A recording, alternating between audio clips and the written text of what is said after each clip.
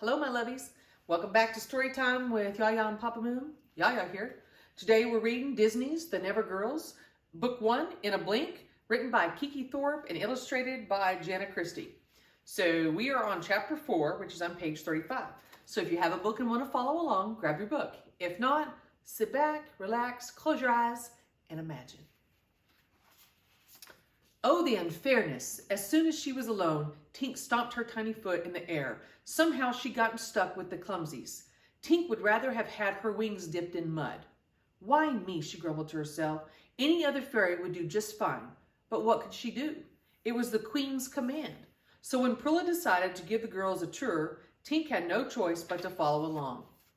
Prilla started her tour with the home tree, as any fairy would. The home tree was the heart of the fairies' world. Earlier, the girls had been too excited to examine the tree properly, but now they saw all the details that they had missed. They marveled at the great knot-hole door, the sea glass windows, and the tiny steps that wound around the trunk. Where do those go? Gabby pointed to the different colored doors lining the tree's great branches. Some had crystal doorknobs or dandelion doormats. Others had silver wind chimes or a sea fan awnings that hung above them. To the fairies' rooms. Each room is decorated according to that fairy's talent, Prilla explained. What kind of talent? Said Lainey. Every kind, said Prilla. Every fairy in Pixie Hollow has a talent. It's the thing she does best and loves to do more than anything else in the world. Look, there in the courtyard, that's a sweeping talent fairy. And the one over there carrying the plum, that's a harvest talent fairy. Kate giggled. What funny talent, she thought. If I were a fairy, I'd have an exciting talent, she whispered to Mia. Mia nodded. She was busy peering into the windows of the tea room. Kate peeked over her shoulder. She saw a table made from the polished cross-section of a tree trunk. It was set with plates and cups made from seashells. The napkins were folded flower petals. Everything is so pretty. I wish I could shrink myself and go inside, Mia said.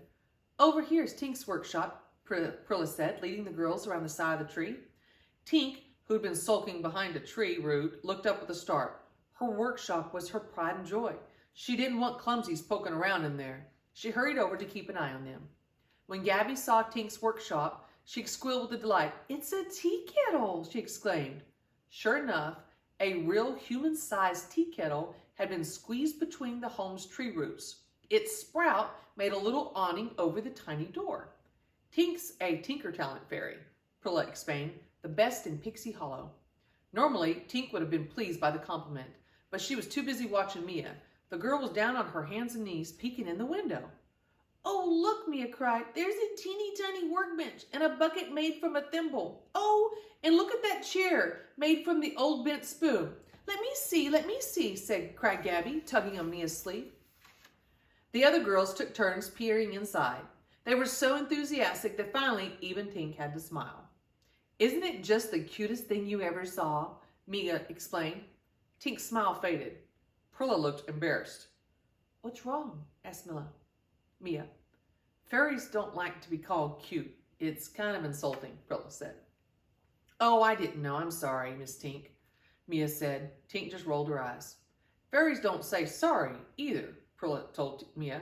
They say, I'd fly backward if I could. Mia glanced at Tink and nodded, clearly afraid to say anything at all now. It's okay, Prilla said kindly. When I first got here, I didn't understand all the rules either. What other rules are there? Lainey asked. Well, for starters, fairies don't say Mr. or Miss. And be careful who you tell your secrets to. Fairies love to gossip. And another thing, Prilla lowered her voice, watch out for Vidia, the fast-flying talent fairy. Prilla kept talking, but Kate wasn't listening more. Rules had always bored her. Kate looked around for something interesting. She spied a little building made of twigs. It had a straw roof and a wide door. What's this? She asked, striding over to it. She bent down to open the door. Don't, cried Tink, that's the... Frightened squeaks drowned out the rest of the words. A dozen mice burst through the door. They ran off in every direction. Oopsie, said Kate. That's the dairy mouse barn. Tink vanished with a sigh. I'll help, cried Lainey. She started chase after the mice, but she only frightened them more. A fairy flew out of the barn. You clumsy clumsies, she yelled. Maybe we'd better move on, Prilla said quickly, and hurried the girls away. When Kate glanced back over her shoulder, she saw the fairy herding the mice back into the barn. Prilla led the girls through Pixie Hollow. They saw garden fairies watering flowers and caterpillars shearing talent fairies herding woolly caterpillars. Okay, I got to stop right now. Can you imagine that? Herding little woolly caterpillars. Have you ever picked up one of those little fuzzy caterpillars and watched him walk? Can you imagine little fairies trying to herd them in someplace? That's funny. Two fairies riding on the backs of squirrels chased each other through the trees. What are they doing? Asked Lainey. They're playing tag, Prilla said. Those are animal talent fairies. Tink and Prilla took the girls to the orchard where the harvest talent fairies gave them just picked peaches still warm from the sun. Next, they visited Havendash Stream. The girls watched the water talent fairies sailing their leaf boats. Nearby, Kate saw a funny round building. It was built from odd little rocks. Going closer, she saw that they weren't rocks, but peach pits. What's this place? She asked. The mill, Prilla said, flying over. It's where we keep the fairy dust. What's fairy dust? Asked Lainey.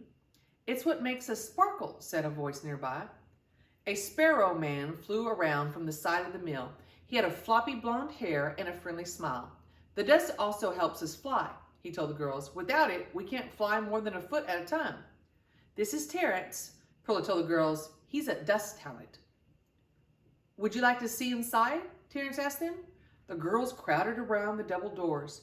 In the dim light, they could see a dozen pumpkin canisters. Terrence lifted the lid off of one of the pumpkins. The fairy dust was finer than flour. It shimmered with the colors of a rainbow. That's a lot of dust, Mia said. It's just enough, Terrence replied.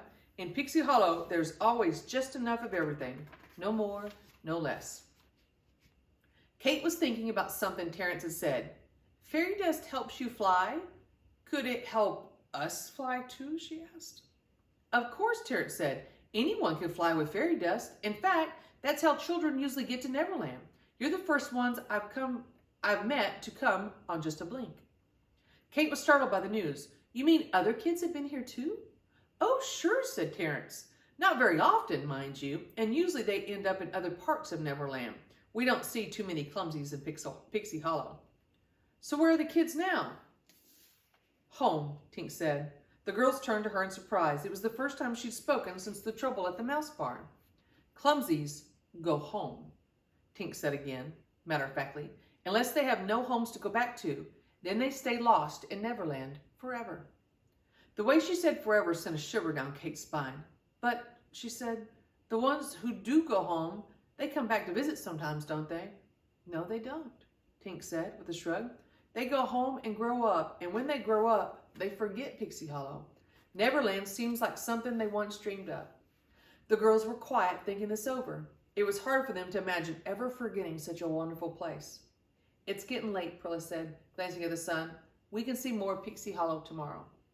Come visit any time, Terrence told the girls as he shut the doors of the mill. The setting sun turned the meadow gold as they made their way back to the home tree. It looked even more beautiful than they had when they first arrived in Pixie Hollow, but Kate barely saw it. Tink's words still troubled her. Was it true that they would go home and forget Neverland, or else stay here forever? To Kate, the choice, if it was a choice at all, seemed deeply unfair. Well, I don't want to think about it, Kate told herself. After all, they were here now. There was still so much to do and see and discover. Pushing the thought from her mind, Kate skipped ahead to join her friends. That was the end of chapter 4. Just starting to get a little interesting.